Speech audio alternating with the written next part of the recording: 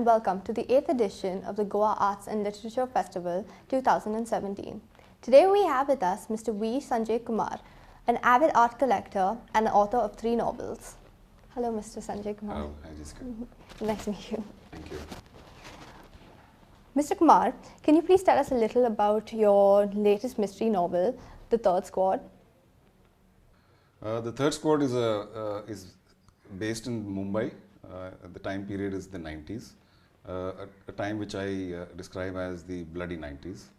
It was also the time when the riots took place, when the bomb blasts took place, and we had this whole phenomenon of encounter killings where the police was given carte blanche in terms of, without having a judicial process, to go ahead and eliminate so-called gangsters.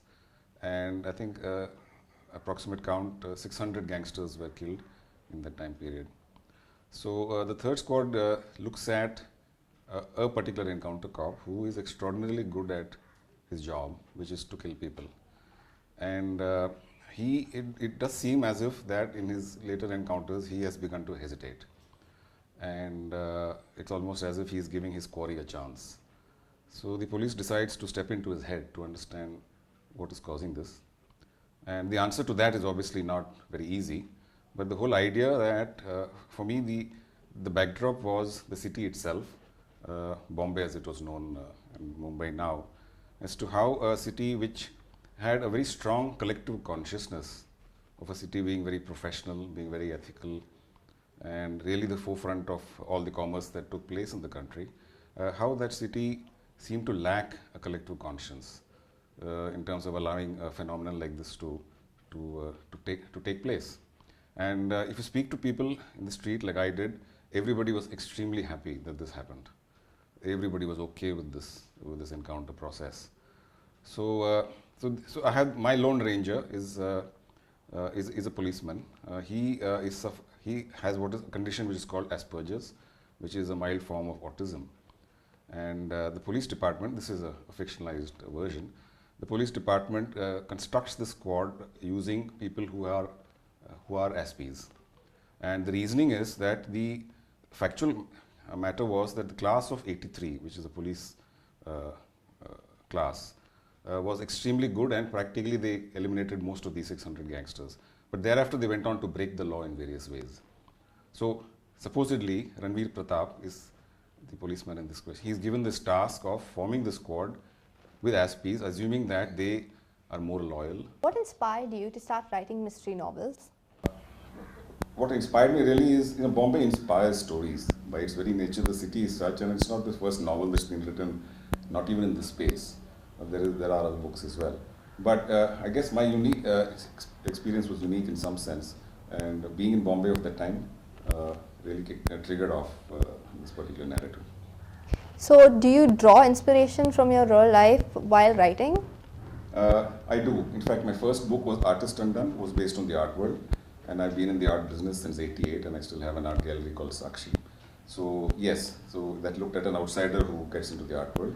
The second book was based in a street in Chennai, which again is a city that I grew up in. So very obviously I look at cities very closely. A lot of my narratives are linked very closely to the cities that I'm in, and I like to describe cities at a particular point in time, make them itself a character, so to speak.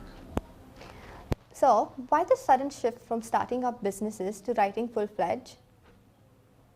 When I sold my software piece around 2008, 2009, I decided not to continue with operations in any business. My colleague was handling the gallery, so I tried my hand at writing. It was, there was no specific trigger, but my first attempt failed. I tried poetry, that failed. But the moment I wrote about the art world, I found the process very involving and very rewarding. Especially when it got published. So I realized this is something that I would like to do, and so long as I have material that I can work with, this is what I would like to continue doing. In your opinion, how do festivals like the Goa Art and Literature Festival help young budding authors? I think not just young, but all authors benefit. Even senior authors benefit from meeting other authors.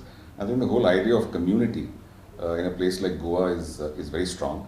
And the fact that poets meet fiction writers meet non-fiction writers, and the whole community is intimately grouped for 3 days, in a place like Goa. It seems to foster a certain many benefits which are not something that I can quantify very easily, but I think the sense of community is very strong.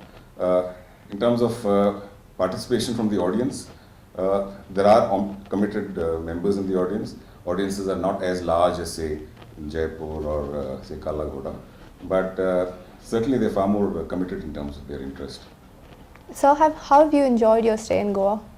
I've always enjoyed coming to Goa, and I have been coming here over the years, and I love it that it still has that sense of being a very widespread kind of a living space.